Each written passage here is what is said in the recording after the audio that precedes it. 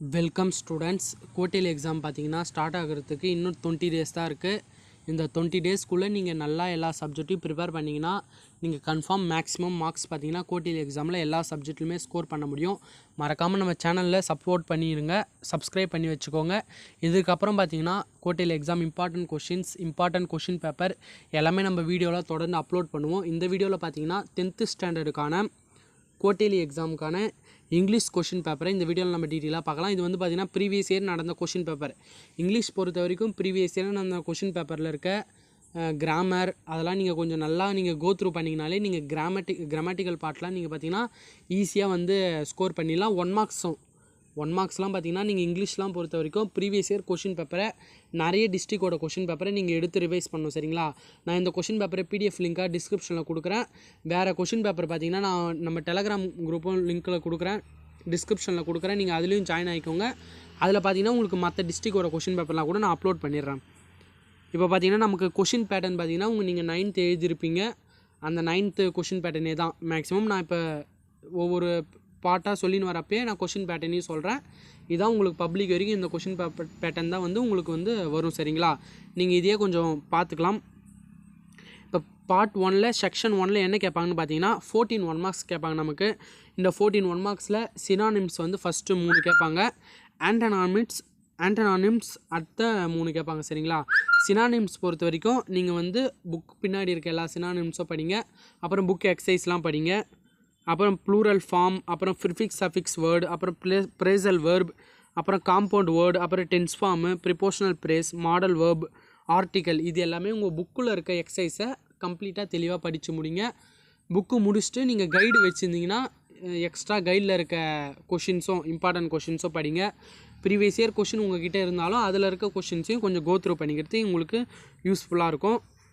Part 2 பார்த்தீங்கன்னா section 1 இதில் வந்து பார்த்தீங்கன்னா 2 மார்க்ஸ் அட்டன் பண்ணணும். How did the parents support and encourage the young seagull brother and sister? அந்த கொஷின் இது வந்து very important question. How did the cops manage to enter the locked house? What sort of training did the crew undergo before their expedition? What was the daily routine of Sanyal? இந்த கொஷின்ஸ்லாம் பார்த்தீங்கன்னா கொஞ்சம் நல்லா prepare பண்ணிக்கோங்க. 2 marks பொறுத்த வரைக்கும் நம்ம important question பார்த்தீங்கன்னா இனி வரக்கூடிய நாட்களில் நம்ம இம்பார்ட்டன்ட் கொஷின்ஸும் நம்ம சேனலில் கொடுத்துருவோம். மறக்காமல் நம்ம சேனலை சப்ஸ்கிரைப் பண்ணி வச்சுக்கோங்க. செக்ஷன் 2 பொறுத்த வரைக்கும் இந்த பகுதியெல்லாம் பார்த்தீங்கன்னா நம்ம ஈஸியாக மார்க்ஸ் ஸ்கோர் பண்ணிடலாம். இங்கிலீஷ் பொறுத்த வரைக்கும் நீங்கள் படித்து எழுதுகிற கொஷின்ஸ் பார்த்தீங்கன்னா மேக்ஸிமம் ஒரு 30 மார்க்ஸோ இல்லை 40 மார்க்ஸ் தான் இருக்கும். மீதி மார்க்ஸ் எல்லாமே நீங்கள் ஓன் ரைட்டிங் தான், சரிங்களா? நீங்கள் புரிஞ்சு கரெக்டாக எழுதுனாலே நீங்கள் ஈஸியாக மார்க்ஸ் ஸ்கோர் பண்ணிடலாம். இதில் பார்த்தீங்கன்னா 19வது கொஷின், ரீட் த போயட்டிக் செட்லைன்ஸை ரீட் பண்ணி ஆன்சர் பண்ண சொல்லுவாங்க. இது உங்களுக்கு சாய்ஸும் கொடுப்பாங்க, சரிங்களா? இதை நீங்கள் வந்து படித்து பார்த்து ஆன்சர் பண்ணுங்கள்.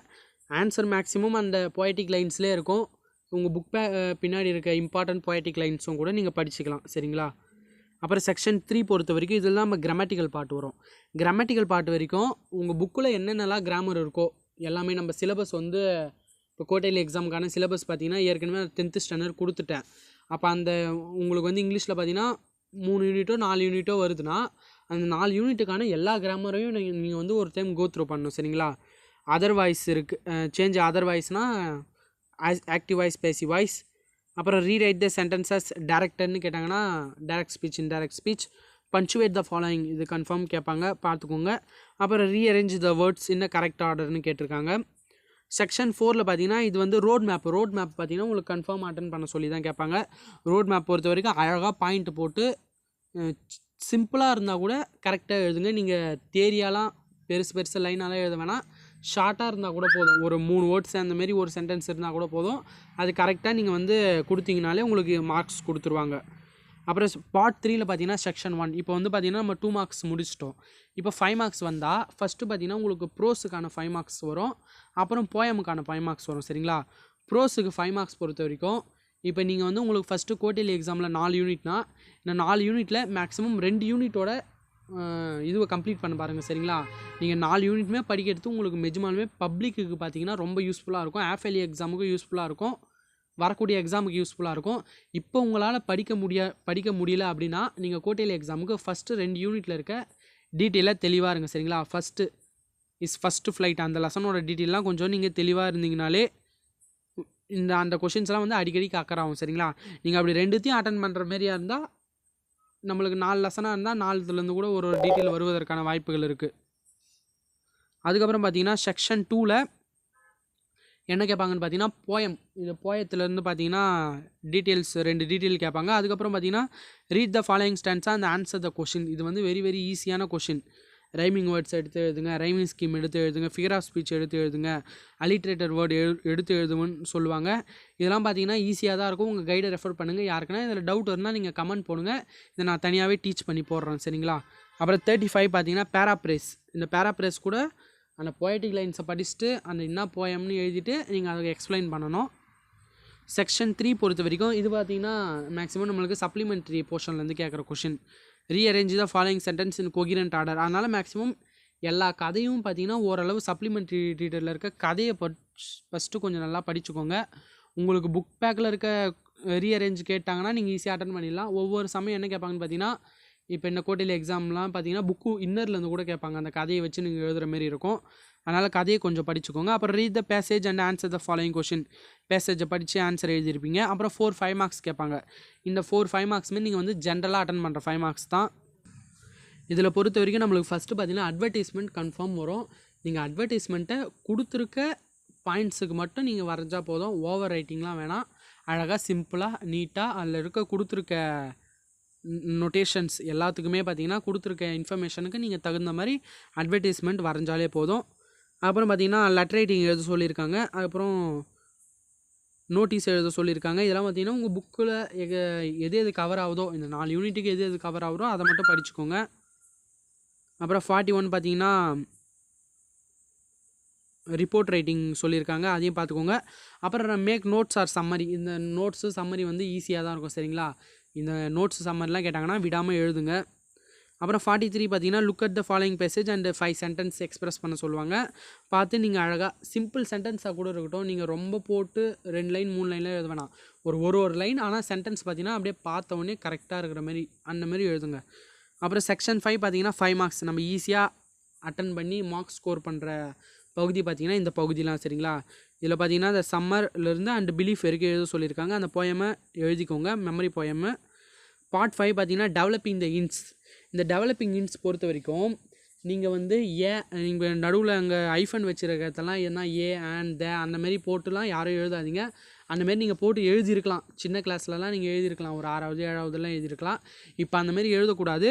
உங்களுக்கு அதில் இருக்க கண்டென்ட்டை வச்சு உங்களால் கதை வந்து எழுத முடியும்னா பாருங்கள். அப்படி இல்லைன்னா நீங்கள் சப்ளிமெண்ட்ரிக்குன்னு பேராகிராஃப் படிப்பீங்க. அந்த பேராகிராஃப் படிச்சிங்கன்னா அந்த பேராகிராஃபை நீங்கள் எடுத்து எழுதிடலாம் சரிங்களா. ஏன்னா அந்த பேராகிராஃப்லேயே இதில் இருக்க எல்லா பாயிண்ட்ஸும் வந்துடும். அப்புறம் பார்த்தீங்கன்னா 46ல் பார்த்தீங்கன்னா பேசேஜ். அதேமாரியே அங்கே ஒரு பேசேஜ் கேட்ட மாதிரி இங்கே ஒரு பேசேஜ் கேட்பாங்க. இதுனா 8 மார்க் பேசேஜ், அது 5 மார்க்ஸ் பேசேஜ். இல்லை நம்ம ஈஸியாக அட்டன் பண்ணிடலாம்.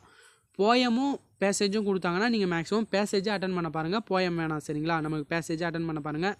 நீங்கள் மேக்ஸிமம் இங்கிலீஷில் பாஸ் ஆவதற்கான வழிகள் பார்த்தீங்கன்னா நீங்கள் படிக்காமலே பாஸ் ஆகிடலாம். நீங்கள் அந்த ஒரு 4-5 கொஷின் பேப்பர் நல்லா ரெஃபர் பண்ணிவிட்டு உங்களுக்கு நல்லா ஓரளவு புரிஞ்சு அந்த கொஷினை புரிஞ்சிருச்சுனாலே நீங்கள் மேக்ஸிமம் இந்த ஜென்ரல் கொஷின்ஸ்லாம் அட்டன் பண்ணிடலாம் சரிங்களா. அதனால் நிறைய கொஷின் பேப்பரை கோத்ரூ பண்ணுங்கள். கோத்ரூ பண்ண தான் உங்களுக்கு பார்த்தீங்கன்னா ஒரு ஐடியா கிடைக்கும். ப்ரீவியஸ் இயர் பப்ளிக் கொஷின் பேப்பரை கூட ஒரு டைம் கோத்ரூ பண்ணுங்கள் சரிங்களா. ஏன்னா அதிலேருந்து கோட்டையில் எக்ஸாம் கேட்குறப்ப அதுலேருந்து கேள்விகள் வரும்.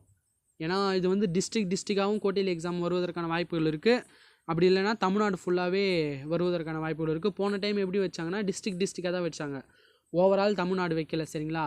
அதனால் ஓவரால் தமிழ்நாடு வச்சாலும் ஒரு டிஸ்ட்ரிக்ட் வச்சாலும் இந்த கோட்டையில் எக்ஸாம்லாம் என்ன பண்ணுவாங்கன்னா ப்ரீவியஸ் இயர் கொஷின் பேப்பரில் இருந்தும் நிறைய கொஷின்ஸு அக்கறை ஆகிறதுக்கான வாய்ப்புகள் நிறைய இருக்குது. அதனால் எல்லா கொஷின் பேப்பரையும் கோத்ரூ பண்ணுங்கள். நம்ம சேனல்லையும் எல்லா கொஷின் பேப்பரும் கொடுத்துட்டே இருப்போம்.